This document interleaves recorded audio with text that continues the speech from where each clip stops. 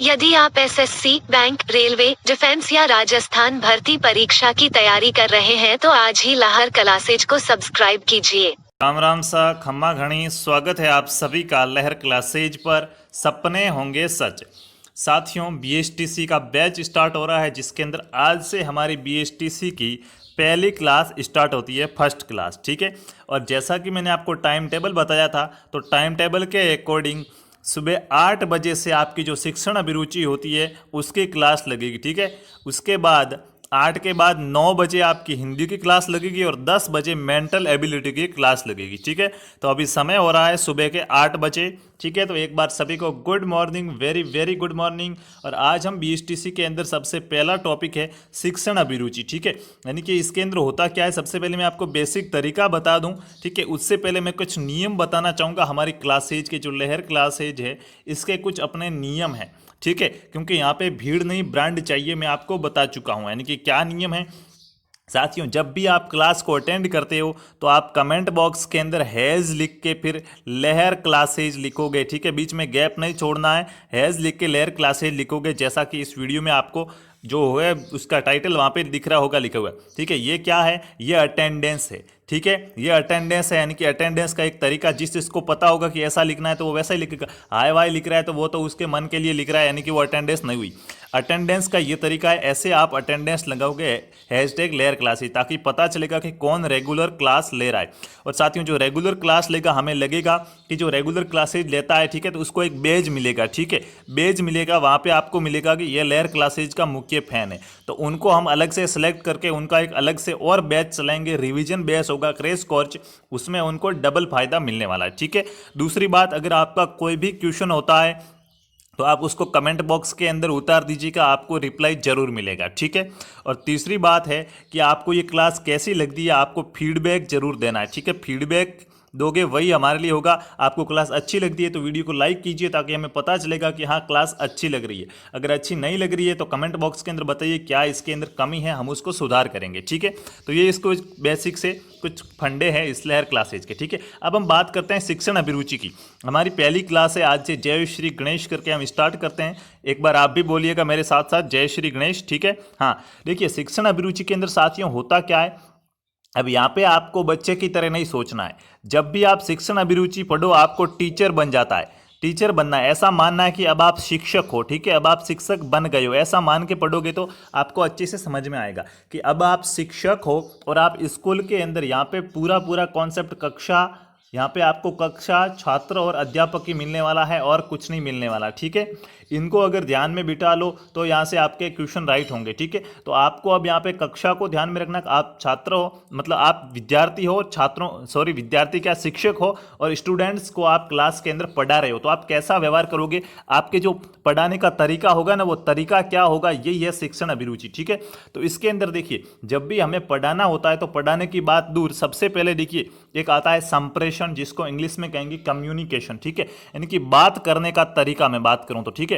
आप पढ़ाने जा रहे हो, लेकिन सबसे पहले अगर आपको बात करनी नहीं आ रही तो आप पढ़ाओगे कैसे, यानी कि यहाँ पढ़ाना कैसे है वो सिखाया जाएगा। ये है आपकी शिक्षण अभिरुचि। ठीक है, पढ़ाने के तरीके में आपकी रुचि बढ़ाई जाएगी। ठीक है, लेकिन अब ये पढ़ाना कैसे है ये सीखना होगा ना। तो जब भी पढ़ाना है तो सबसे पहले तो आपको विषय वस्तु का ज्ञान तो होना चाहिए, तभी आप पढ़ा पाओगे। और दूसरी बात, आपको बात करने का तरीका आना चाहिए। सामने वाले को कहते हैं ना कि समझाना आना चाहिए कि हाँ ये सर पढ़ाते हैं, अच्छा पढ़ाते हैं। क्यों अच्छा पढ़ाते हैं, क्योंकि वो चीज़ें आपको समझ में आ रही है, उनको विषय वस्तु का ज्ञान है और वो आपको अच्छे से समझा पा रहे हैं। ठीक है, यानी कि उनकी जो शिक्षण अभिरुचि है वो अच्छी है। ठीक है, तो यानी कि आपको समझाना कैसे, सामने वाले को समझाना कैसे, यही है संप्रेषण। तो ये संप्रेषण होता क्या है देखिएगा, मैं आपको पहले तो इस संप्रेषण के बारे में बेसिक बात बता दूं, उसके बाद हम आगे नोट्स की ओर चलेंगे। ठीक है, आपको पूरा पूरा नोट्स मिलेगा। ठीक है, तो देखिएगा संप्रेषण होता क्या है साथियों, ये जो संप्रेषण है, इस संप्रेषण का मतलब होता है, जैसे ये मैं हूं, ठीक है, ये मैं हूं और ये आप हो। मैं आपको कोई भी बात बता रहा हूं और आप अगर उसको समझ पा रहे हो तो ये संप्रेषण है। यानी कि जब एक व्यक्ति सामने वाले को कोई बात बताता है और सामने वाला होता है ना, वो जो ये बात बता रहा है उसको अगर अच्छी तरह से समझ रहा है तो उसको संप्रेषण कहेंगे। यानी कि देखिएगा, मैं आपको अब ये टॉपिक पढ़ा रहा हूँ, ठीक है, और आप यहाँ पे ये टॉपिक देख रहे हैं, ठीक है। तो मैं जो चीजें पढ़ा रहा हूँ वो अगर आपको उसी प्रकार से समझ में आ रही है ना, जैसा मैं बोल रहा हूँ ना, मैं संप्रेषण की परिभाषा बोल रहा हूँ कि विचारों का आदान प्रदान करते हैं हम, ये एक माध्यम है जिसमें एक व्यक्ति होता है वो दूसरे व्यक्ति तक संदेश पहुंचाता है। तो आपको भी अगर ये बात समझ में आ रही है तो उसको हम संप्रेषण कहेंगे, ठीक है। यानी कि मैं हूं कोई बात आपको समझा रहा हूं, आपको वो बात समझ में आ गई, मतलब हमने संप्रेषण किया। यानी कि ऐसा मानिए, अपने देशी तरीके से बोलो, मारवाड़ी में बोलूं, ठीक है, मारवाड़ी तरीके से याद रखो कि एक दूसरे को समझाना, एक दूजे ने समझाना, ठीक है, एक दूसरे को समझाना, वो ये संप्रेषण। देखिए क्या होती है इसकी परिभाषा, बेसिक सी डिटेल। आप मेरे साथ साथ नोट्स बनाते चलेंगे। अगर कोई नोट्स नहीं बना पा रहा है तो साथियों, जो हमारे व्हाट्सअप ग्रुप है, ठीक है, जो व्हाट्सअप ग्रुप है, व्हाट्सअप ग्रुप के अंदर ये पीडीएफ आएगी, ठीक है। जितनी भी क्लासेज होती है यहाँ पे उनकी आपको पीडीएफ मिलेगी व्हाट्सअप ग्रुप के अंदर। तो आप व्हाट्सअप ग्रुप में ज्वाइन हो जाइएगा। अभी तक नहीं हुए हैं तो आप नीचे आपको नंबर मिलेंगे, उन पर आप मैसेज करोगे तो व्हाट्सअप ग्रुप में आपको ज्वाइन कर दिया जाएगा। और टेलीग्राम ग्रुप में क्विज होगी तो टेलीग्राम ग्रुप का लिंक आपको नीचे डिस्क्रिप्शन में मिलेगा, वहां से आप ज्वाइन कर लीजिए, ठीक है। अब देखिए संप्रेषण होता क्या है। संप्रेषण या कम्युनिकेशन, ठीक है, ये लैटिन शब्द कम्युनिस से बना है, ठीक है। बेसिक से पढ़ना है साथियों, क्योंकि क्वेश्चन यहाँ से आता है और हमारा टारगेट रखना है यहाँ से 120 प्लस का स्कोर करना है हमें यहाँ से, ठीक है। तो देखिए इसके क्वेश्चन फिर कैसे आते हैं, कैसे प्रश्न आते हैं, कैसे आंसर देने, सभी मैं आपको बताने वाला हूँ इसी क्लास के अंदर, ठीक है। बहुत ही बेसिक तरीके से पढ़ना है भाई, ठीक है। थोड़ा सा धैर्य रखना, 1-2 दिन में सब कुछ समझ में आ जाएगा आपको चीज़ें, ठीक है, कि क्या चीज़ है यहाँ पे लहर क्लासेज, ठीक है। साथियों ये कम्युनिकेशन होता है, इसका मतलब यानी कि लैटिन शब्द कम्युनिश, लैटिन भाषा का शब्द है कम्युनिस, उससे बना हुआ है कम्युनिकेशन, और इसी को हम हिंदी में कहते हैं संप्रेषण। इसका अर्थ क्या होता है सामान्यतः, ठीक है। इसका अर्थ क्या होता है, वह प्रक्रिया जिसमें व्यक्ति होता है वो परस्पर सामान्य समझ के माध्यम से सूचनाओं और विचारों का आदान प्रदान करता है। आदान प्रदान का मतलब क्या हुआ, मैं आपको कुछ समझा रहा हूं, वापस आप कमेंट बॉक्स में कुछ कमेंट कर रहे हो, मैं उसको समझ पा रहा हूं। इनके एक दूसरे से हम बातें करते हैं ना भाई, बातें सोच समझ के ही करते हैं, ठीक है। मैं कह रहा हूं आपको कि आप घर जाओ और आप घर के लिए रवाना हो गए, ये संप्रेषण था। मैंने आपको जो चीज़ कहा था वो आपको समझ में आ गया। मैंने आपको पढ़ने का बोला, मैं अब कह रहा हूँ कि आप नोट करो, ठीक है। तो मैंने आपको नोट करो यानी कि लिखने का बोला। अगर आप लिखना शुरू कर देते हो तो ये संप्रेषण है, यानी कि मैंने जो चीज़ आपको बताई थी वो चीज़ आपको समझ में आ गई है, तो इसको हम कहेंगे संप्रेषण। यानी कि जो भी सूचना होती है, विचारों होते हैं, उनका हम आदान प्रदान करते हैं। आप अपने विचार सामने वाले को बताते हो, सामने वाला उसके विचार आपको बताता है। यानी कि साथियों संप्रेषण वह प्रक्रिया है जिसमें एक व्यक्ति से दूसरे व्यक्ति तक संदेश पहुंचता है। एक व्यक्ति होता है, उससे दूसरे व्यक्ति तक संदेश पहुंचता है। मैं जो आपको कहना चाह रहा हूं वो आप तक पहुंच पा रहा है, आप उसको अच्छे से समझ पा रहे हो, तो उसको कहेंगे हम संप्रेषण, ठीक है। अब देखिएगा संप्रेषण के अंदर हमेशा ध्यान रखना, एक व्यक्ति दूसरे व्यक्ति को संदेश देना चाहता है, ठीक है। संप्रेषण का मतलब क्या होता है, एक व्यक्ति दूसरे व्यक्ति को कुछ बताना चाहता है, ठीक है, और सामने वाला उसको समझता है, ठीक है। तो अब देखिएगा भाई यहाँ से, अब वास्तव के अंदर संप्रेषण है क्या, वो चीज देखो भाई। वास्तव में संप्रेषण का वास्तव में मीनिंग क्या होगा साथियों, देखिए मैंने आपको बोला यहाँ पे कुछ भी, ठीक है। जैसे मैं चाइनीज बोलना शुरू कर दूं अभी, खांग खूंग खी, आपको कुछ समझ में आया क्या, खांग खूंग खी का अर्थ क्या होता है, नहीं आया समझ में, यानी कि ये संप्रेषण नहीं है। भले ही मैंने आपको संदेश देना चाहा है, ठीक है, देखिए मैं आपको संदेश देना चाह रहा हूं यहाँ पे, लेकिन मेरी लैंग्वेज है वो गलत है, मैं इंग्लिश में बोल दूं, ठीक है, हाउ आर डेयर यू, ठीक है। तो जिसको समझ में आएगा उसके लिए तो संप्रेषण है। लेकिन अगर सभी को इंग्लिश नहीं आती है तो इंग्लिश के अंदर आपको ये चीज़ समझ में नहीं आई ना, जो चीज़ सामने वाला बोल रहा है आपको समझ में आ गई है, आपने उस पर प्रतिक्रिया दी है, वो संप्रेषण है, ठीक है। यानी कि देखिएगा, अगर मैं हिंदी में कहूँ कि पानी का लोटा लाओ, तो आप अगर पानी का लोटा लेके आते हो तो आपको वो चीज़ समझ में आ गई, यानी कि वो संप्रेषण हो गया, ठीक है, उसी अर्थ में आपने समझ लिया। लेकिन मैं इंग्लिश में कुछ बकबक करता जाऊँ और आपको कुछ भी समझ में नहीं आए तो वो संप्रेषण नहीं हुआ। यानी कि मेरे कहने का यहाँ पे मतलब ये है, ठीक है, संप्रेषण का मतलब क्या होता है, बस ये समझ लो, क्वेश्चन चुटकियों के अंदर सॉल्व हो जाएंगे संप्रेषण के, ठीक है, क्योंकि ये बहुत ही प्यारा सा टॉपिक है, ठीक है, सरल टॉपिक है, ठीक है। तो देखिए संप्रेषण का मतलब ये कि अब कोई सामने वाला हमें कुछ बात कह रहा है और हम उसको समझ रहे हैं, अगर हमें वो समझ में आ रही है तो संप्रेषण है, ठीक है। अब देखिएगा भाई, वास्तव में वही संदेश सामने वाले तक पहुंचता है तो वही संप्रेषण है। अगर जो हम संदेश देना चाह रहे थे ना वही सामने वाले तक पहुंचा है तो वो संप्रेषण है। अब आप कहोगे ये कैसे, अभी एग्जाम्पल लेके मैं समझाता हूं, ठीक है। यानी देखिए संप्रेषण में परस्पर दोनों व्यक्तियों को एक दूसरे के विचार समझ में आने चाहिए। संप्रेषण कौन सी प्रक्रिया है, दोनों व्यक्तियों को एक दूसरे के विचार समझ में आने चाहिए। मैं जो कह रहा हूं वो आपको समझ में आना चाहिए, आप जो कह रहे हो वो मुझे समझ में आ रहा है, तो वो संप्रेषण है, ठीक है। अब देखिए अगर यहाँ पे संप्रेषण है, होगा या नहीं होगा, देखिए कैसे संप्रेषण की परिभाषा है वो फटाक से चेंज हो जाती है, यानी कि देखिए अब यहाँ पे संप्रेषण है या नहीं है। देखिए कहने वाला ये कह रहा है, ठीक है, यानी कि जो वक्ता है, जो कहने वाला है, उसने ये कहा है, ठीक है, और जो श्रोता है, सुनने वाले ने ये सुना, तो क्या वो संप्रेषण है या नहीं है। यानी कि कहने वाला कह रहा है रोको मत जाने दो, ये कॉमा लगा हुआ है ना, यहाँ पे हमें थोड़ा सा रुकना होता है, ठीक है। तो देखिएगा रोको मत जाने दो, ठीक है, ये इतना अलग है और ये पूरा अलग है, ठीक है। तो रोको मत जाने दो यानी कि किसी व्यक्ति को रोकने का कह रहा है कि इसको रोको जाने मत दो, ठीक है। और उसी प्रकार अगर मैं कह रहा हूं कि रोको मत जाने दो और आपको सुनाई दे रहा है रोको मत जाने दो, पूरा का पूरा मामला चेंज हो गया नहीं होगा। यहाँ पे आप इस आदमी को रोक के बैठे थे, ठीक है, यहाँ पे आप उस आदमी को, जैसे कोई चोर जा रहा है, ठीक है, तो चोर जा रहा है तो एक आदमी चिल्ला रहा है कि रोको, ठीक है, रोको, माना कि ये मान लिया रोको मत जाने दो, यानी कि चोर है, इसको रोको मत जाने दो, यानी कि जाने मत दो। यहाँ पे आपको उसको रोकना है, क्या करना है, रोकना है, वो रोकने का कह रहा है। लेकिन आपने क्या सुना, रोको मत जाने दो, यानी कि थोड़ा सा कॉमा आपने यहाँ पे, आपने सुनने का तरीका आपको समझ में नहीं आया, आपने समझ लिया कि रोको मत जाने दो, तो आपने उसको रोका नहीं, आपने उसको क्या किया, जाने दिया, ठीक है। अब भाई देखिए पूरा फंडा चेंज हो गया, आपको करना क्या था, उसको रोकना था, लेकिन आपने क्या किया, सामने वाले ने क्या किया, उसको जाने दिया। यानी कि व्यक्ति ने उसको रोकने का कहा था लेकिन सामने वाले ने उसको जाने दिया, तो क्या ये संप्रेषण हुआ, ये संप्रेषण नहीं हुआ, क्योंकि सामने वाले को उसका अर्थ समझ में आया ही नहीं, ठीक है, सामने वाले को उसका अर्थ समझ में नहीं आया तो ये संप्रेषण नहीं होगा, ठीक है। ये चीज ध्यान रखना, संप्रेषण कब होगा, जब कोई व्यक्ति जो बात कह रहा है वही की वही बात अगर उसी अर्थ में, उसी भाव में, उसी भाषा में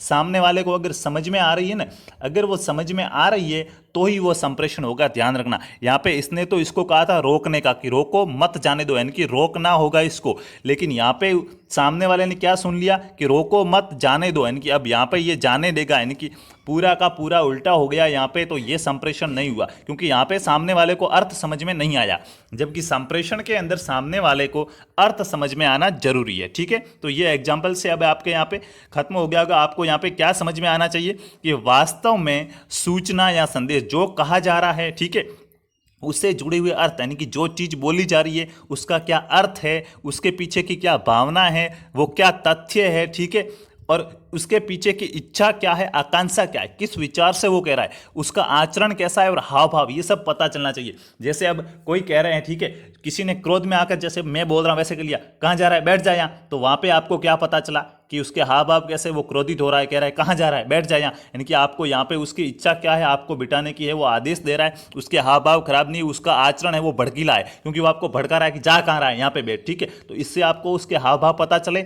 और एक बंदा कह रहा है कहाँ जा रहा है, बैठ जा भाई, ठीक है, तो यहाँ पे आपको क्या पता चला कि वो आपके साथ कुछ समय बैठना चाह रहा है, वो आपको प्रेम से कह रहा है, ठीक है, उसके विचार क्या है, उसका हाव भाव क्या है, अच्छा है, ठीक है, उसका आचरण अच्छा है, वो आपसे प्रेम से कह रहा है कहाँ जा रहा है भाई, बैठ जा, ठीक है। तो ये हो गया, ये सभी चीजें अगर आपको समझ में आ रही ना, जो जैसा वो सामने वाला व्यक्ति बोल रहा है ना, जैसा वो व्यक्ति बोल रहा है वैसा का ऐसा अगर दूसरे व्यक्ति के पास पहुंचता है ना, तो उसको कहेंगे संप्रेषण। अब यहां से ये संप्रेषण की मेन परिभाषा ये है, इसको समझ लो।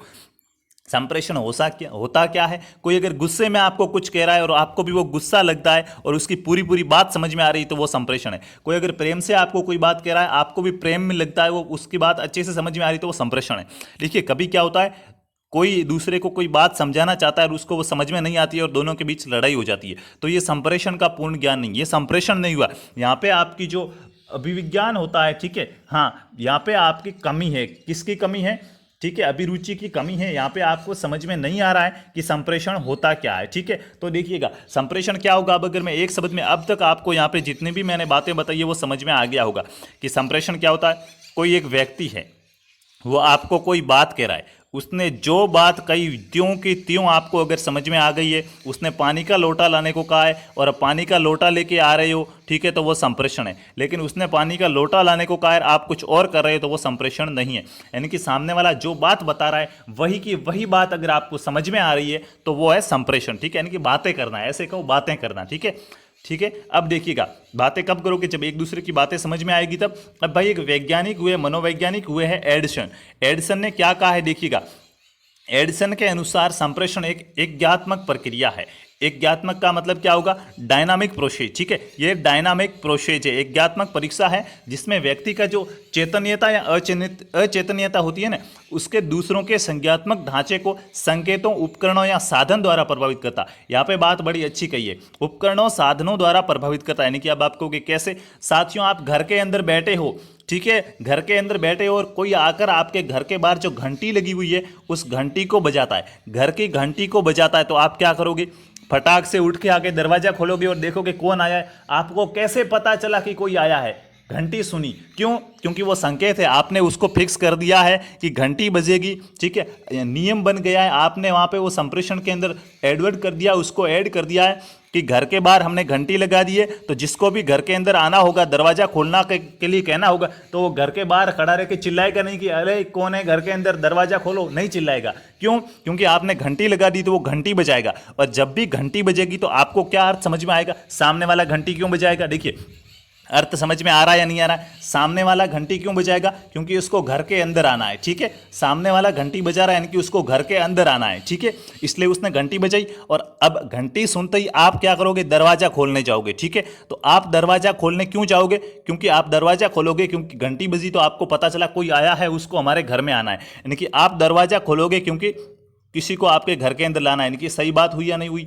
उसको घर के अंदर आना था, आपने दरवाजा खोला तो अब वो घर के अंदर आ जाएगा। यानी कि ये संप्रेषण हुआ। सामने वाला घंटी बजा के जो चीज़ कहना चाह रहा था वो आपको समझ में आ गई, क्योंकि उसको घर के अंदर आना है, तो आपने जाके दरवाजा खोल लिया। यानी कि ये साथियों संप्रेषण हुआ।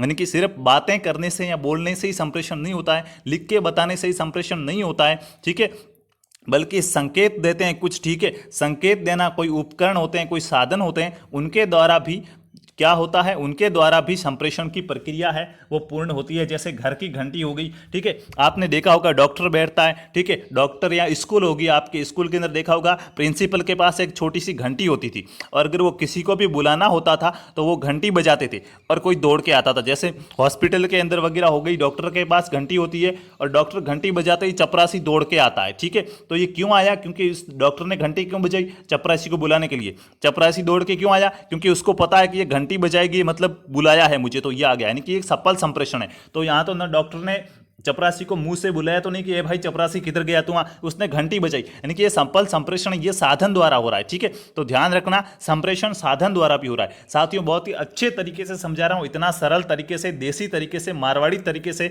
कोई नहीं समझाएगा। ठीक है, तो यहां से मैं जो भी एग्जाम्पल लेके बता रहा ना उसको अच्छे से समझने लेना। अब भाई देखिए, ये संप्रेषण होता क्या है, इसकी विशेषता क्या है? ठीक है, संप्रेषण होता कैसा है, ध्यान रखना। तो संप्रेषण के अंदर क्या होता है? ये एक गत्यात्मक परीक्षा है, डायनामिक प्रोसेस है। इसमें उद्देश्यपूर्ण, यानी कि जो चीज हम कराना चाह रहे हैं वो सामने वाला करेगा। ठीक है, अगर वो नहीं कर रहा है तो वो संप्रेषण ही नहीं है। मैं आपको कह रहा हूं कि आप पढ़ो और आप नहीं पढ़ रहे हो, या फिर आपको समझ में नहीं आ रहा कि ये सर क्या कह रहे हैं।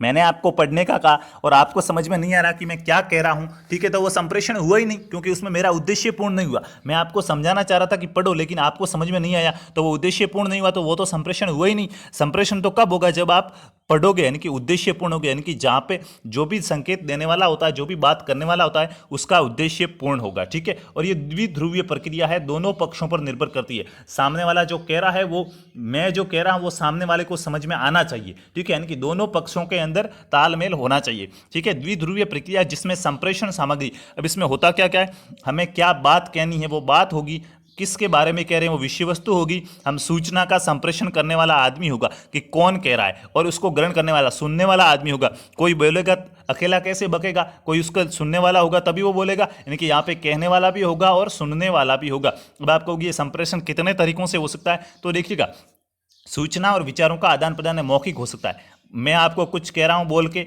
आप उसको सुन के एब्जॉर्ब कर रहे हो, उसके अनुरूप काम कर रहे हो, तो मौखिक हो गया। लिखित, मैं आपको लिख के दे रहा हूं, आपको पता चला या नहीं चला। एग्जाम के अंदर क्वेश्चन आता है कि महाराणा प्रताप के घोड़े का नाम लिखिए, और अगर वहां पे आप चेटक लिख रहे हो, ठीक है, यहाँ पर चेटक भले ही मत लिखो, आपको घोड़े का नाम याद नहीं है, बट देखिएगा महाराणा प्रताप के घोड़े का नाम लिखिए, एग्जाम में प्रश्न आया और आपने पढ़ा तो आपको समझ में आया या नहीं आया कि हाँ इसने महाराणा प्रताप के घोड़े का नाम पूछा, यानी कि ये संप्रेषण हो गया। वो जो चीज आपको कहना चाह रहा था ना वो तो आपको समझ में आ गई है। अब भले ही आपको आंसर पता है या नहीं है वो बात अलग है, ठीक है, वो आपके विषय वस्तु के ज्ञान पर आधारित है, लेकिन उसने क्या पूछा है वो चीज तो आपको समझ में आई या नहीं आई, यानी कि वो संप्रेषण हुआ तो वो लिखित भी हो सकता है, ठीक है, और सांकेतिक भी हो सकता है। संकेत देखिए, कोई इशारा कर रहा है और आपको वो चीज़ समझ में आ रही है, ठीक है, कोई इशारा कर रहा है और आपको वो चीज़ समझ में आ रही है, जैसे कोई हाथ जोड़ रहा है तो खम्मा घणी राम राम जो भी कह रहा है आपको समझ में आ गया, आप भी सामने हाथ जोड़ते हो, क्यों जोड़े, उसको देख के जोड़े नहीं भाई, उसको देखा और समझ में आया कि ये क्या कर रहा है, ठीक है, तभी आपने भी जोड़ा, हाँ उसको अभिवादन दिया, यानी कि संकेतों के आधार पर भी ये होता है, ठीक है। और अन्य साधन जैसे घंटी वगैरह बजती है, मैंने आपको बताया था, ठीक है, तो उसके आधार पर भी होते हैं। सड़क पे जा रहे हो, वाहन का हॉर्न बज रहा है, ठीक है, हॉर्न बजते ही आप सड़क के किनारे हो जाओगे, उससे दूर हट जाओगे, क्यों, क्योंकि आपको समझ में आ गया है कि यहाँ पे गाड़ी आ रही है, इससे दूर रहना है, यानी कि वो भी साथियों एक प्रकार से संप्रेषण होता है, लेकिन वो संप्रेषण कैसा होगा, उसमें गाड़ी कभी बोलती नहीं है, हॉर्न बजा है, यानी कि वो सांकेतिक संप्रेषण होगा, ध्यान रखना, ठीक है। तो ये इसकी कुछ विशेषता थी कि संप्रेषण क्या होता है। अभी संप्रेषण बात कर रहे हैं, मैं कह रहा हूं किसी को समझाना, इसका उद्देश्य क्या होता है, ये संप्रेषण क्यों किया जाता है। साथियों संप्रेषण देखिए, किसी से कोई बात करनी है, किसी को कोई बात बतानी है तो संप्रेषण होगा। हम बातें क्यों करते हैं, मैं आपको क्यों समझा रहा हूं, अब यहाँ पे मैं ये आपको टॉपिक है ये क्यों पढ़ा रहा हूं, ये भी संप्रेषण ही है ना, मैं जो समझा रहा हूं वो आपको समझ में आ रहा है तो ये संप्रेषण है। तो मैं ये क्यों कर रहा हूं, क्योंकि यहाँ पे हमें क्या है, हमें यहाँ पे किसी चीज की जरूरत है, किसकी जरूरत है, यहाँ पे हमें क्या जरूरत है, अधिगम को अर्थपूर्ण और समझ से युक्त बनाना है। हमारा ये जो टॉपिक है इस टॉपिक को हमें समझना है और इस टॉपिक को एग्जाम के अंदर अच्छे से स्कोर करना है, यानी कि इसके व्यवहार के अंदर हमारा परिवर्तन लाना है, ठीक है। और मैं आपको यहाँ पे सुझाव दे रहा हूँ कि भाई ऐसे ऐसे पढ़ोगे तो इतने नंबर आएंगे, यानी कि ये हम जो संप्रेषण कर रहे हैं ये इसका उद्देश्य है और ये उद्देश्यपूर्ण संप्रेषण होना चाहिए साथियों। संप्रेषण हमेशा उद्देश्यपूर्ण ही होगा, अगर उद्देश्यपूर्ण नहीं हो रहा तो वो संप्रेषण नहीं है। देखिए संप्रेषण यानी कि अब इसको आप अब समझ लो कि बातचीत, ठीक है, बातचीत दोनों को समझ में आ रही है ऐसी बात, ठीक है, ये मान लो। तो देखिए प्रेरणा देना, किसी को कोई बात बतानी है तो उसके लिए हम बातें करते हैं, किसी को कुछ बात बतानी है, उसको सूचना देनी है तो वो हम बात करेंगे, किसी को चैलेंज देना है, चुनौती देनी है, वार्निंग देनी है तो उसके लिए हम बात करेंगे, चेतावनी देने के लिए, ठीक है। उसके बाद हमारा व्यवहार परिवर्तन के लिए बात करेंगे, अच्छे संबंधों के लिए बात करेंगे, ठीक है। दो लोग आपस में रह रहे हैं, रूम के अंदर रह रहे हैं, जिंदगी में आपस में कभी बोले ही नहीं तो उनके क्या रिलेशन होंगे, नहीं होंगे। जब वो आपस में बातचीत करेंगे, उनको थोड़ा बहुत नॉलेज होगा एक दूसरे के बारे में, तभी उनके अच्छे रिलेशन बन पाएंगे, तो उसके लिए संप्रेषण आवश्यक है। कोई अगर कोई काम कर रहा है और हम उसको थोड़ी सी सजेशन देते हैं कि भाई ऐसे नहीं ऐसे करो, ठीक है, तो उसके लिए भी संप्रेषण जरूरी है। हम जो कह रहे हैं वो अगर सामने वाले को समझ में आया तो ही वो संप्रेषण है, नहीं तो वो संप्रेषण होगा ही नहीं, यानी कि संप्रेषण है वो सुझाव देने के लिए भी जरूरी है। अब यहाँ पे मेन इंपॉर्टेंट पॉइंट कि संप्रेषण का मुख्य घटक क्या है।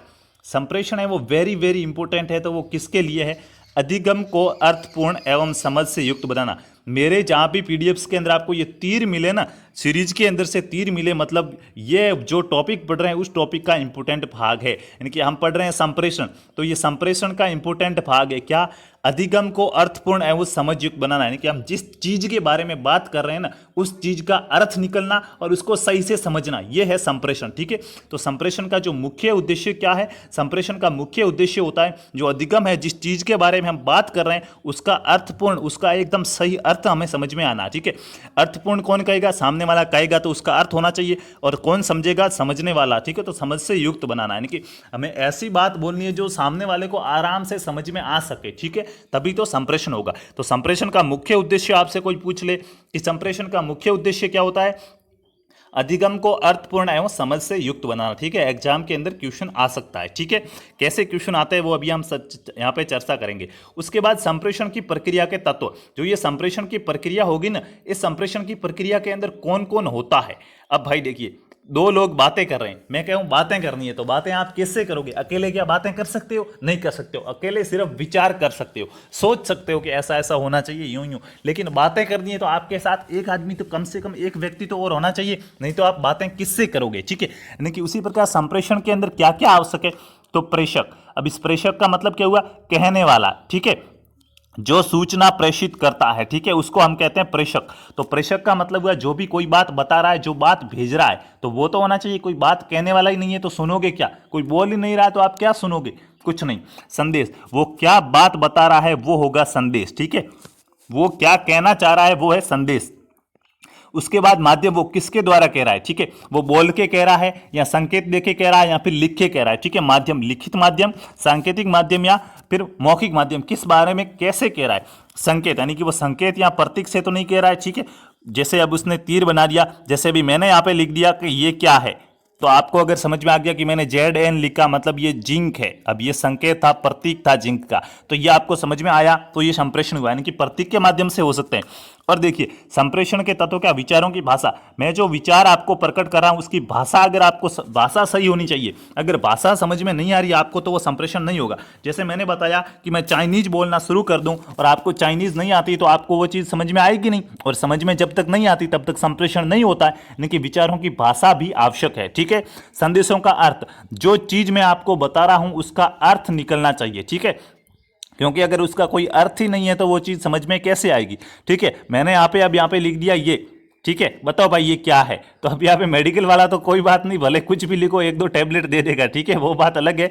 लेकिन अभी आपको मैं पूछ लूँ कि ये मैंने क्या लिखा है, तो भाई इस संदेश जो मैं आप देना चाह रहा हूँ इसका आपको अर्थ समझ में नहीं आया है। क्यों? क्योंकि इसका अर्थ होता ही नहीं है, ये अब ऐसा ही है, इसका कोई अर्थ है ही नहीं, ठीक है।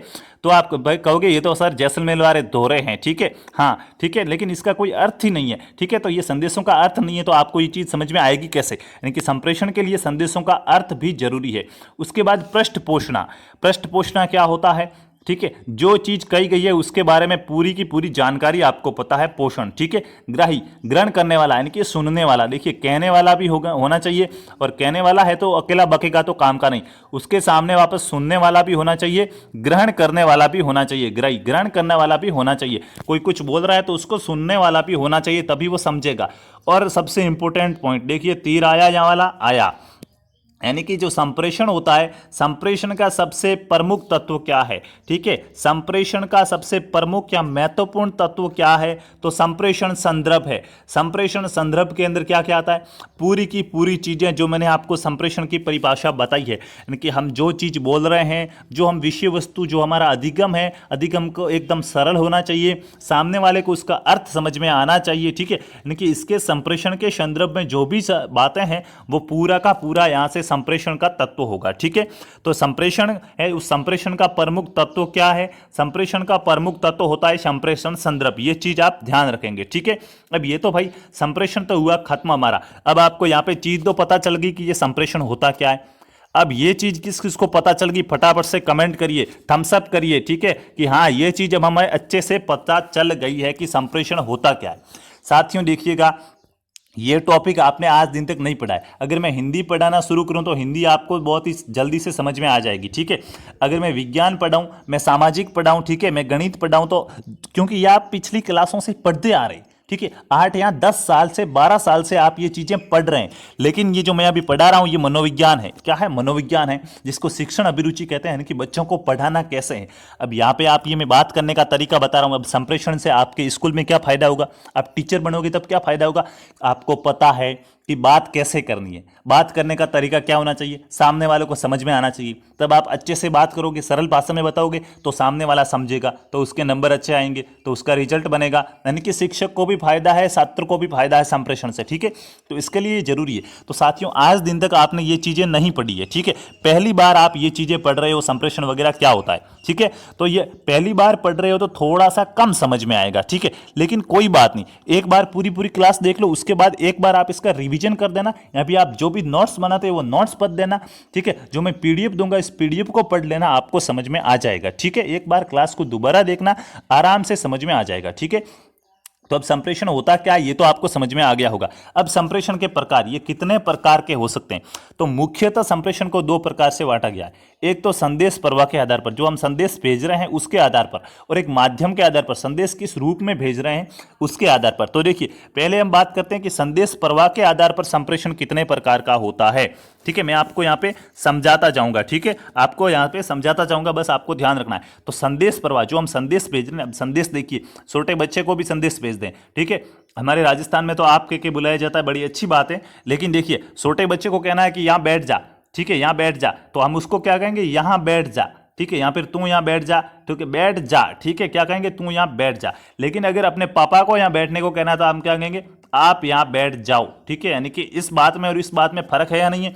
कहा तो हमने दोनों को भी बैठने का है, लेकिन हमारे यहाँ पे जा कहा है और यहाँ पे जाओ कहा है। और यहाँ पे हमने तू कहा था कि तू बैठ जाओ और यहाँ पे हम कह रहे हैं आप बैठ जाओ। क्यों? क्योंकि ये एक प्रकार का संप्रेषण है, इसके अलग अलग तरीके हैं, ठीक है। ये संप्रेषण का प्रकार हुआ। तो देखिए संप्रेषण दो प्रकार का होता है, संदेश प्रवाह के आधार पर और माध्यम के आधार पर। तो पहले हम बात करते हैं कि संदेश प्रवाह के आधार पर संप्रेषण कितने प्रकार का होता है।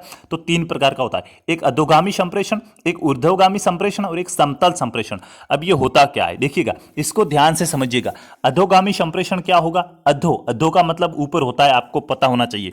अधो का मतलब क्या होता है? अधो का मतलब ऊपर होता है, ठीक है। तो अब अधोगामी, गामी यानी जाने वाला, ऊपर जाने वाला। ऊपर कैसा संप्रेषण जाएगा?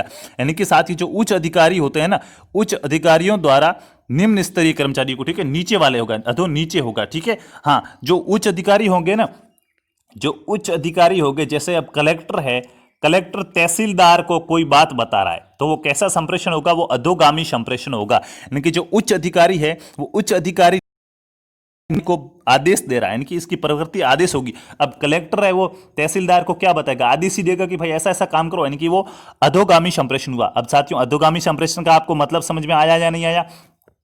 जो उच्च अधिकारी है, ये उच्च अधिकारी निम्न अधिकारी को कोई बात बता रहा है, ठीक है, निम्न कर्मचारी को कोई बात बता रहा है, यानी कि आदेश दे रहा है, तो वो क्या होगा? वो अधोगामी संप्रेषण होगा। समझ में आ गई बात? ठीक है, यहाँ पे आपको इतना ही याद रखना है, समझना है कि अधोगामी संप्रेषण क्या होगा। उच्च अधिकारी है, वो निम्न अधिकारी से बातें कर रहा है, कोई ऑर्डर दे रहा है उसको, तो वो अधोगामी संप्रेषण होगा।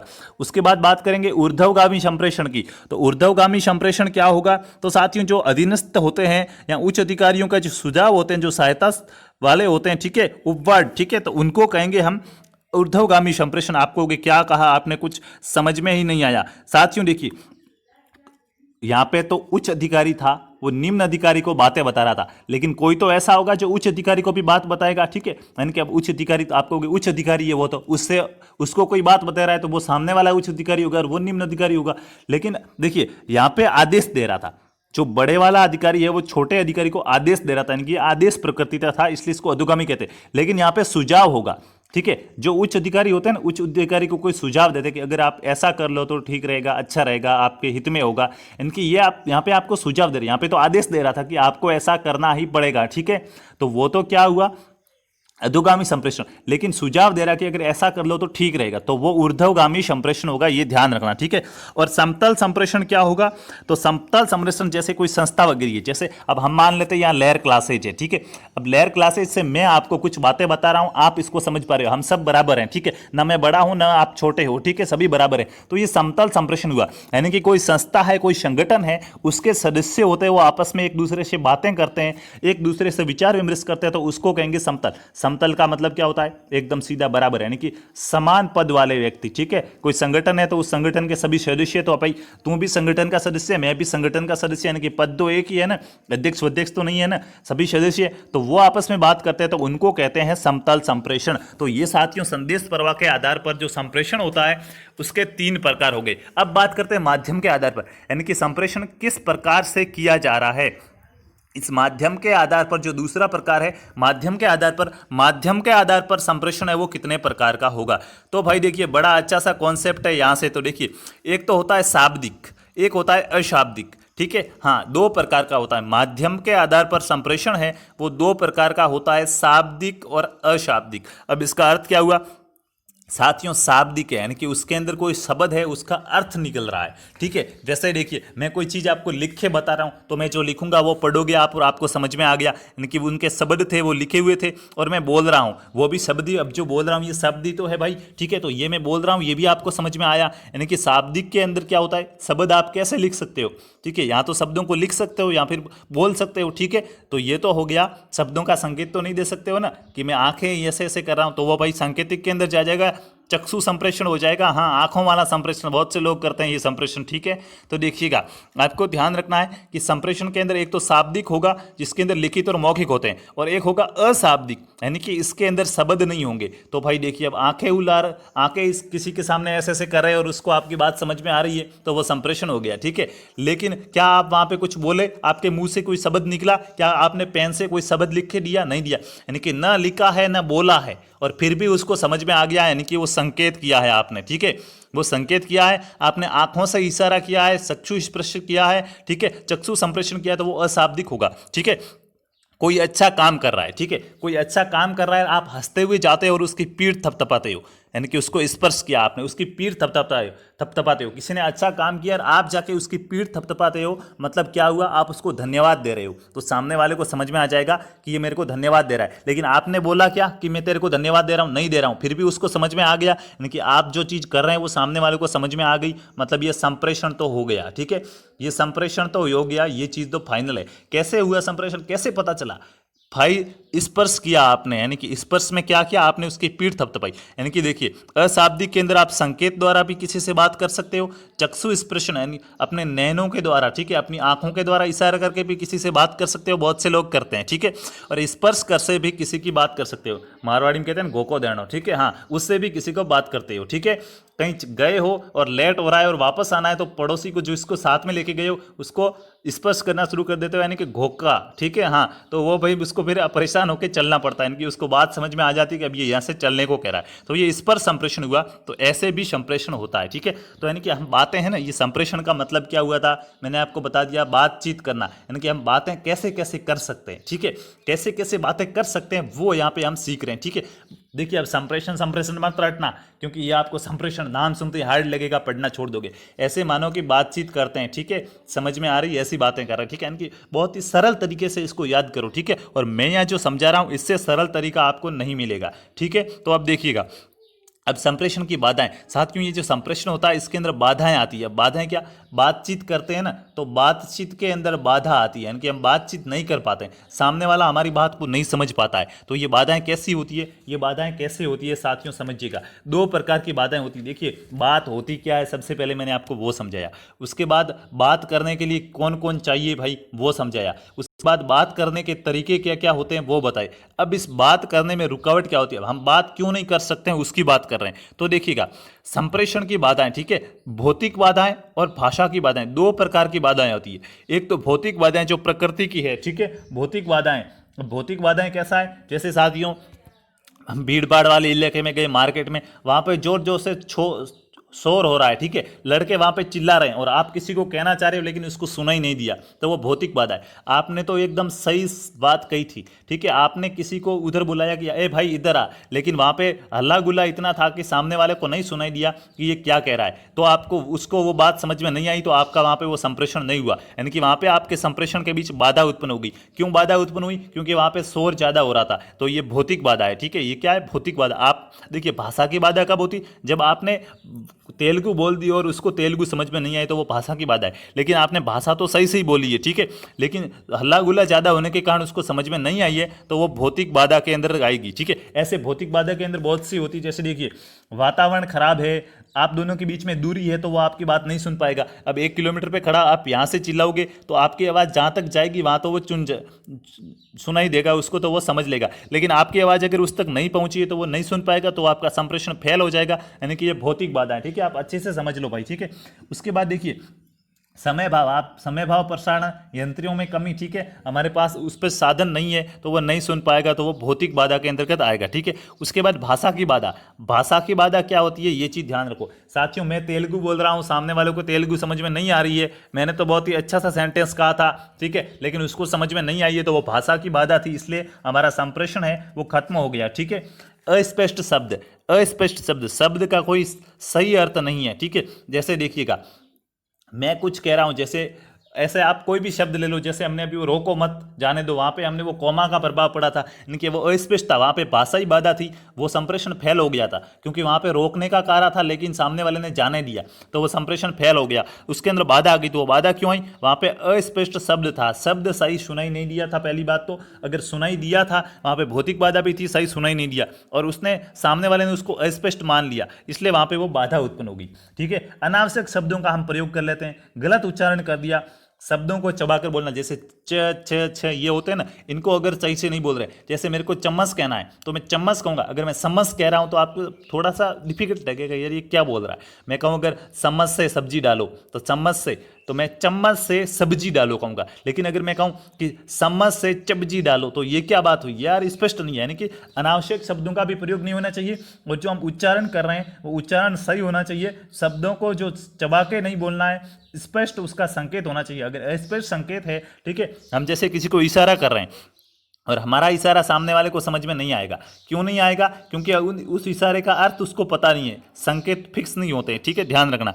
सिर्फ यातायात वाले संकेत ही फिक्स होते हैं। तो हमारे इशारे का अगर सामने वाले को अर्थ समझ में नहीं आया या फिर भाषा हमने सही नहीं बोली है, ठीक है, ऐसे कुछ शब्द बोल दिए वो आपको पता नहीं चला है, मनोवैज्ञानिक बाधाएं आ गई, जैसे जो पृष्ठभूमि है सांस्कृतिक भेदभाव होता है। मेरी भाषा, अब जैसे मारवाड़ वालों की भाषा कौन सी हो गई? मारवाड़ी हो गई, ठीक है। लेकिन अगर उधर चला जाऊं हड़ौती वालों की जगह इधर और भी, जैसे अब मैं दौसा में चला जाता हूं राजस्थान के, तो वहाँ भाषा क्या, वहाँ पे मारवाड़ी बोलते हैं क्या? नहीं बोलते हैं, ठीक है, वहाँ पे मारवाड़ी नहीं बोलते। यानी कि भाषा चेंज होती जाती है, ठीक है।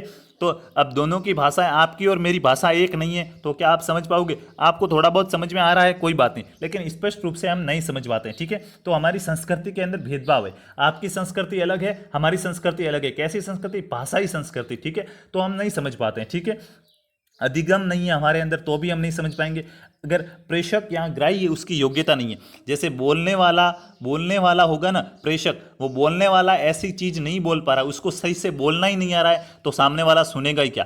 अगर बोलने वाला तो एकदम सही सुन रहा है, लेकिन सामने वाले को अगर सही से सुना ही नहीं दिया तो वो भी तो बाधा होगी ना। तो अब वो देखिए, वो भाषाई बाधा के अंतर्गत है, ठीक है। यानी कि अधिगम और जो पूर्व कार्य वगैरह है उनकी, या प्रेषक की योग्यता या ग्राही की योग्यता, उनके पास अगर योग्यता नहीं है तो भी वो होगी। और माध्यम समझ, अगर माध्यम का अभाव है, ठीक है, आपको इशारा तो करना, किसी को बात बोलनी है, ठीक है, लेकिन आप बोल नहीं सकते, आप लिख नहीं सकते, आप संकेत नहीं दे सकते, यानी कि आपके पास कोई माध्यम ही नहीं है बात करने का, तो वो भाषा की बाधा के अंदर कहते आएगा कि माध्यम की बाधा, यानी कि सभी अलग अलग है, ठीक है। यहाँ पे मैं जो आपको पॉइंट बता रहा हूँ ये मुख्यतः दो याद रखो, भौतिक बाधा और भाषा की बाधा। बाकी और भी टॉपिक होते हैं यहाँ से जो मैंने नहीं लिए साथ में, जो मैं अभी आपको बता करते चल रहा हूँ, ठीक है। एक बार और बोल देता हूँ ताकि आप लिख दो। जैसे मैंने अभी बताया, जो मनोवैज्ञानिक बाधा हो गई है, ठीक है, सांस्कृतिक भेदभाव वगैरह हो गए, प्रेषक और ग्राही की योग्यता हो गई है, माध्यम की बाधा हो गई है, ठीक है, ये सब इनके अलग है, आगे वाले पॉइंट है, ठीक है। तो ये भी आपको समझते चलना है। तो साथियों ये था संप्रेषण। अब हम क्वेश्चन करेंगे, किसको कितना समझ में आया है भाई, मेरे को तो पता चलना ही चाहिए, नहीं तो कोई काम का नहीं, ठीक है। किसको कितना समझ में आया है ये पता चलना ही चाहिए। तो देखिए, एक बार मैं पूरा का पूरा आपको फंडा दोबारा बता देता हूं, उसके बाद मैं 5 क्वेश्चन दूंगा, सिर्फ 5 क्वेश्चन। यानी कि मैं आपको ये बताऊंगा कि आपके एग्जाम के अंदर अब क्वेश्चन आएगा कैसे। आपको क्या ऐसे क्वेश्चन आएगा कि भौतिक बाधाएं, संप्रेषण की बाधाएं कितने प्रकार की होती, क्या होती? नहीं, क्वेश्चन कैसे आएगा और कैसे आपको इसके नंबर मिलेंगे, कैसे 120 प्लस लाने, वो मैं अभी आपको समझाऊंगा, ठीक है। तो उससे पहले देखिए, संप्रेषण क्या होता है, मैंने आपको पूरी बात बता दी। हम दोनों बातचीत कर रहे हैं, एक दूसरे की बातें दोनों को समझ में आ रही है, तो वो संप्रेषण है। संप्रेषण के लिए क्या क्या चाहिए, इसकी क्या विशेषताएं होती है वगैरह, सारी की सारी चीज़ें मैंने संप्रेषण के बारे में आपको बता दी। संप्रेषण के प्रकार, संप्रेषण के माध्यम, संप्रेषण अगर फेल होता है तो उसकी क्या क्या बाधाएं होती है, वो सभी मैंने आपको बता दिए। तो भाई अब हम क्वेश्चन करेंगे, आपके एग्जाम के अंदर कैसे क्वेश्चन आएंगे। साथियों जिसको आंसर आता है वो फटाफट से कमेंट करेंगे, ठीक है। इसके 2 ऑप्शन और इधर है, लेकिन देखिए आप दोनों में से बता दो, इन्हीं में से सही है। जिसको भी आंसर आता है फटाफट से कमेंट करके बताएंगे कि इसका राइट आंसर क्या हो जाएगा, ठीक है। ए या बी कमेंट करो फटाफट से, किस किस को समझ में आया पता भी चलना चाहिए। साथियों आपके एग्जाम के अंदर देखिए, इसके तो 2 ऑप्शन, ये 2 पीछे रह गए, तो अगले में मैं समझाऊंगा एग्जाम में कैसे करना है। फिलहाल आप देखिए कि जो संप्रेषण है इसका अर्थ क्या है। एक व्यक्ति की बात, देखिए इसके अंदर क्या होगा, एक ऑप्शन पढ़ के आप उत्तर नहीं दे सकते, ठीक है। जो शिक्षण अभिरुचि है इसके अंदर आपको चारों ऑप्शन पढ़ने होंगे। जीके के अंदर क्या होता है, राजस्थान की राजधानी पूछा है, पहला ऑप्शन जयपुर है, तो आप जयपुर टिक कर दोगे ए और बस चले जाओगे आगे, क्योंकि आप पीछे वाले नहीं पढ़ोगे, क्योंकि आपको पता है कि राजधानी जयपुर है, तो पीछे वाले क्यों पढ़ूं। लेकिन यहाँ पे आपको चारों के 4 ऑप्शन पढ़ने पड़ेंगे, और फिर उन चारों में से सबसे सही ऑप्शन लगे ना उसको टिक करो, क्योंकि जो सबसे सही ऑप्शन होगा उसके 3 नंबर मिलेंगे, उससे थोड़ा सा कम सही होगा उसके 2 नंबर मिलेंगे, और नॉर्मली सही होगा इसका 1 नंबर मिलेगा, और अगर गलत होगा तो 0 मिलेगा। तो ये मैं अगले क्वेश्चन में समझाऊंगा आपको, ठीक है, जहां चारों ऑप्शन है। यहां पे देखिए संप्रेषण क्या होता है, एक व्यक्ति की बात दूसरे व्यक्ति तक पहुंचना, एक व्यक्ति की बात को उसी भाव या अर्थ में अन्य तक पहुंचना, यस, ठीक है। एक व्यक्ति की बात दूसरे तक पहुंची तो ये संप्रेषण नहीं है। अगर उसको समझ में नहीं आई है, पहुंची है बात हमने बोली वो उस तक पहुंची, लेकिन अगर उसने समझ में नहीं आई है तो वो संप्रेषण नहीं हुआ। संप्रेषण कब होता है? जब मैंने कहा था कि बात समझ में आ जानी चाहिए, उसका अर्थ उसका भाव समझ में आ जाए, यानी कि एक व्यक्ति की बात को उसी भाव या अर्थ में अन्य तक पहुंचाना है, वो संप्रेषण होगा। यानी कि यहाँ पे बी ऑप्शन जिसने भी बताया है आपको संप्रेषण समझ में आ गया है, बहुत बहुत बधाई भाई आपको, ठीक है। अब देखिए अगला प्रश्न, यहाँ से हम समझते हैं एग्जाम में आपको क्वेश्चन कैसे करना है। देखिएगा क्वेश्चन मिलेगा कक्षा में। अब ये कक्षा कौन सी? ये आपके वाली कक्षा है। मैंने आपको स्टार्टिंग में भी कहा था कि ऐसा मानना है आप टीचर हो, शिक्षक हो, तो ये आपकी कक्षा है, शिक्षक वाली कक्षा है। आपकी कक्षा में संप्रेषण के प्रमुख घटक होते हैं। आप कक्षा के अंदर बैठे हो, ठीक है, तो कक्षा के अंदर संप्रेषण, कक्षा के अंदर आपको बातें करनी है। संप्रेषण का मतलब क्या हुआ? बातें करना। तो कक्षा में आपको बातें करनी है तो आप किससे करोगे वो बोलो। तो भाई देखिए चारों ऑप्शन पढ़ने होंगे यहाँ पे आपको, ठीक है। तो देखिएगा किससे बातें करोगे? निश्चित नहीं कि फिक्स नहीं है भाई किसी से बातें कर लें, ठीक है। सहायक सामग्री, जो भी हमारी सहायक सामग्री होगी उससे बातें करेंगे क्या? यहाँ फिर परिस्थिति के अनुसार बातें करेंगे, ठीक है। यहाँ फिर शिक्षक और छात्र, हाँ भाई देखिएगा अब आपको पढ़ते ही पता चल जाएगा कि कक्षा में बातें करेंगे तो कौन करेंगे, कक्षा में कौन कौन होगा, ठीक है। हम मानते हैं कि और भी कोई यूँ निश्चित नहीं है, ठीक है, अच्छी बात है, ठीक है। सहायक सामग्री से बातें करेंगे क्या? किताबों से बातें करोगे क्या? नहीं मान सकते। लेकिन एक प्रकार से संप्रेषण है, संप्रेषण के अंदर किताब के अंदर जो लिखा हुआ है उसको हम पढ़ के समझ रहे हैं, तो ये संप्रेषण हो गया। यानी कि हम सहायक सामग्री से भी कर सकते हैं। परिस्थितियां, जैसी परिस्थिति है उसके अकॉर्डिंग, कक्षा के अंदर प्रिंसिपल साहब खड़े हैं और वो चुपचाप आपको देख रहे हैं तो कोई नहीं बोलेगा, वहां पर संप्रेषण नहीं होगा, ठीक है। लेकिन देखिए शिक्षक और छात्र, बिल्कुल कक्षा के अंदर कौन होगा? छात्र तो होंगे, आप सबको पता है, ठीक है, नहीं तो कक्षा कैसी? और उसके अंदर शिक्षक होगा जो आप हो, ठीक है। तो आप बच्चों से बातें करोगे और बच्चे आपकी बातें समझेंगे, यानी कि वो संप्रेषण हो गया। यानी कि साथियों देखिएगा यहाँ पे आप अगर डी ऑप्शन को टिक करोगे तो आपको 3 नंबर मिलेंगे, ये सबसे सही है। डी को टिक करोगे तो 3 मिलेंगे। अगर आप यहाँ पे बी को टिक करोगे सहायक सामग्री को तो आपको 2 नंबर मिलेंगे, ठीक है। और परिस्थिति या फिर निश्चित सामग्री, इनमें से एक का 1 नंबर हो जाएगा और एक गलत हो जाएगा, ठीक है। तो आपको यहाँ पे सबसे ज़्यादा सही 4 ऑप्शन भी पढ़ने और जो सबसे ज़्यादा सही लगे उसको टिक करना। देखिएगा शिक्षक के संप्रेषण में होना चाहिए, यानी कि जो शिक्षक के बात करने की तरीका होता है उसके अंदर क्या होना चाहिए? उत्साह। अब कहोगे हाँ बहुत सही बात है, उत्साह भी होना चाहिए, लेकिन भाई अब उत्साह देख के टिक मत के मत आना, चारों ऑप्शन पढ़ने हैं, ठीक है। और क्या क्या? अचेतना, अचेतना का मतलब होता है कि वो सोया हुआ जैसा है, तो सोया हुआ जैसा तो होना ही नहीं चाहिए, यानी कि ये तो गलत है, ये तो अगर टिक किया तो 0 नंबर मिलेगा, ठीक है। अब देखिएगा अचेतना, उसके बाद विचारों की स्पष्टता, बिल्कुल उसके अंदर विचारों की स्पष्टता भी होनी चाहिए। उद्देश्य प्राप्ति की लालसा, सबसे इंपॉर्टेंट पॉइंट ये है, अगर ये टिक करोगे तो 3 नंबर मिलेंगे, क्योंकि उद्देश्य प्राप्ति की लालसा का मतलब क्या होता है? जो चीज शिक्षक सामने वाले को समझाना चाह रहा है ना, वो समझाने की उसकी पूरी कोशिश होनी चाहिए। जैसे अभी मैं आपको यहाँ पे ये पढ़ा रहा हूँ शिक्षण अभिरुचि, तो मेरा यहाँ पे 100% टारगेट क्या होगा कि मैं जो भी चीजें यहाँ पे पढ़ा रहा ना वो आपको समझ में आनी चाहिए। यानी कि मेरा यहाँ पे टारगेट है, मेरे उद्देश्य, मेरा जो उद्देश्य है कि आपको ये सारी चीजें समझ में आए और अच्छे नंबर आए, इस उद्देश्य प्राप्ति की लालसा से मैं पढ़ा रहा हूँ। यानी कि सबसे ज़्यादा सही होगा वो 3 वाला होगा। उसके बाद उसके अंदर विचारों की स्पष्टता होनी चाहिए, तो इसको आपको विचारों की स्पष्टता का ओनली फॉर 1 नंबर मिलेगा, ठीक है। और जो अभी आपको मिल रहा था ना उत्साह, शिक्षक पढ़ा रहा, थोड़ा सा उसके अंदर जोश होना चाहिए, उत्साह होना चाहिए, 2 नंबर मिल जाएगा। या फिर विचारों की स्पष्टता का 2 होगा तो उत्साह का 1 होगा, लेकिन अचेतना किया तो 0 नंबर मिलेगा, ठीक है। तो कैसे टिक करना है ये चीज समझ आ रहा हूं। चारों के चारों ऑप्शन देखो, जो सबसे ज्यादा सही है उसको टिक करो। संप्रेषण है, संप्रेषण क्या है? कला, भाषाई आदान प्रदान, शैक्षिक योग्यता, कला एवं विज्ञान। बताइए भाई संप्रेषण क्या है? कला है, यहाँ फिर भाषाई आदान प्रदान, यहाँ पे जो शैक्षणिक योग्यता है, यहाँ फिर कला एवं विज्ञान है। साथियों सबसे ज़्यादा सही कौन सा लग रहा है? संप्रेषण कला भी है और विज्ञान भी है। अब ये क्या है? संप्रेषण एक प्रकार का कौशल है, बात करने का तरीका क्या है, कहते हैं ना उसके बात करने का तरीका बहुत ही अच्छा है, हमें समझ में आ जाता है। लेकिन ये संप्रेषण है, ये उसके अंदर कला है, उसका विज्ञान है, ठीक है, कि उसने इस प्रकार से अपने आप को बनाया है कि उसके पास इतना अच्छा ज्ञान है। यानी कि संप्रेषण हम साथियों अर्जित करते हैं, ये अर्जित संपत्ति है। संप्रेषण को हम सीखते हैं कि किसी से बात कैसे करनी है, ठीक है, घर पे कोई आ रहा है तो कैसे उसका क्या आदर सम्मान, कि ये संप्रेषण हम कैसे करते हैं वो सीखते हैं। तो देखिएगा यहाँ पे आपको 4 वाला टिक करोगे, डी वाला कला और विज्ञान, तो आपको 3 नंबर मिलेंगे, ठीक है। अगर सिर्फ कला करोगे तो आपको यहाँ पे 2 नंबर मिलेंगे, और भाषाई आदान प्रदान करोगे तो यहाँ पे आपको 1 नंबर मिलेगा। यहाँ पे भाषाई आदान प्रदान के 2 मिलेंगे तो कला का 1 मिलेगा, ठीक है। और शैक्षणिक योग्यता यहाँ पे नहीं है, संप्रेषण है वो नहीं है, यानी कि कला एवं विज्ञान है, संप्रेषण है वो कला एवं विज्ञान है, तो सबसे ज्यादा सही है उसको टिक करना है, ठीक है। तो अब लास्ट एंड फाइनल क्वेश्चन है इसका, फिर आपकी क्लास यहाँ पे समाप्त होती है। संप्रेषण कौशल अर्जित किया जा सकता है, यह कथन है।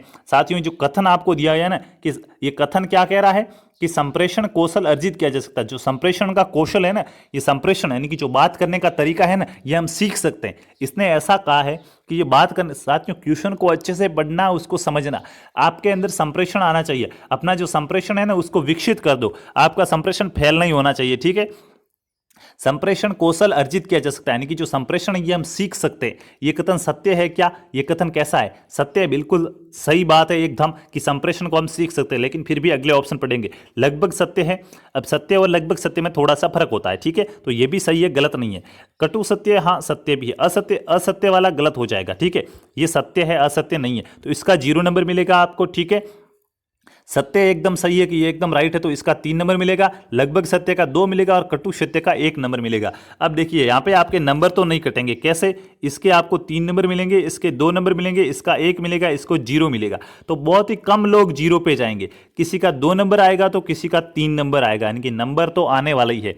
अब आपको क्या करना है, जो सबसे ज्यादा सही है ना उसको झड़पने की कोशिश करनी है, ठीक है। तो साथियों ये हमारी कुछ क्विज थी संप्रेषण से संबंधित। अब साथियों आज देखिएगा हमारा जो शिक्षण अभिरुचि था, बच्चों को पढ़ाना कैसे, यहाँ पे मैंने आपको बता दिया बेसिक सा तरीका है, टीचर बन जाओ, टीचर बन के समझो, नहीं तो समझ में नहीं आएगी, ठीक है। ऐसा मानना है कि आप शिक्षक हो, ठीक है, फिर आप इसको समझिएगा, ठीक है, तो आपको समझ में आ जाएगा। और आज हमने इसका पहला टॉपिक पढ़ा है संप्रेषण, ठीक है। तो ये पहला टॉपिक खत्म हो गया। यहाँ से मैंने आपको 4 या 5 क्वेश्चन कराए ताकि आपको समझ में आ जाए कि ये होता क्या है। अब आपको क्या ऐसा ही क्वेश्चन है, और क्वेश्चन नहीं आते? साथियों देखिए, एक बार हम शैक्षणिक योग्यता है, जो हमारी जो शिक्षण अभिरुचि है ना, शिक्षण अभिरुचि का पूरा 6 या 7 टॉपिक है मैनुअली, ठीक है। तो हमारी 7 से 10 क्लासों के अंदर ये पूरा शिक्षण अभिरुचि खत्म हो जाएगी। फिर हम क्या करेंगे, फिर हम एक बार 50 से 100 एक टॉपिक के क्वेश्चन कर देंगे, ठीक है। तो आपका एक भी क्वेश्चन गलत नहीं होगा, आपको पता चल जाएगा कि क्वेश्चन आते कैसे, ठीक है। बहुत सारे क्वेश्चन कर देंगे तो फिर आपका ये सिलेबस यहाँ से जो शिक्षण अभिरुचि है वो पूरा हो जाएगा, और देखना आपके बहुत ही अच्छे से नंबर आएंगे, ठीक है। तो फिलहाल तो आपको ये समझना है। फिलहाल मैं क्या करूँगा, ओनली फॉर समझाऊंगा कि अगर संप्रेषण है तो ये संप्रेषण होता क्या है, ठीक है। इसके क्वेश्चन बताऊंगा 4-5 कि इससे संबंधित क्वेश्चन कैसे आते हैं। लेकिन जब भी ये पूरा का पूरा हमारा कॉन्सेप्ट क्लियर हो जाएगा तो फिर हम इसके 50 या 60 क्वेश्चन करेंगे प्रत्येक टॉपिक के, कि यहाँ से ऐसे ऐसे क्वेश्चन आ सकते हैं ताकि आपके सारे डाउट्स क्लियर हो जाए, ठीक है। तो ये थी साथियों हमारी आज की क्लास। अब यहाँ पे जरा ठहरिए भाई मेरे, ठीक है। अगर यह आपको साथियों क्लास अच्छी लगी है तो इसको लाइक करना है, ठीक है। इसको लाइक जरूर करना है और अपने दोस्तों के साथ शेयर करना है। और अगर चैनल पे नए हो तो चैनल को कर दीजिए सब्सक्राइब, क्योंकि यहाँ पे आपको प्रतिदिन बीएसटीसी की क्लासेज मिलने वाली है। हाईकोर्ट की तैयारी कर रहे हो तो हिंदी को ज्वाइन कर सकते हो, क्योंकि हाईकोर्ट के अंदर भी हिंदी आती है, ठीक है। तो साथियों ये थी हमारी आज की क्लास। अब मिलेंगे हम अगली क्लास के अंदर, तब तक के लिए चलते हैं। जय जय राजस्थान, जय हिंद, जय भारत।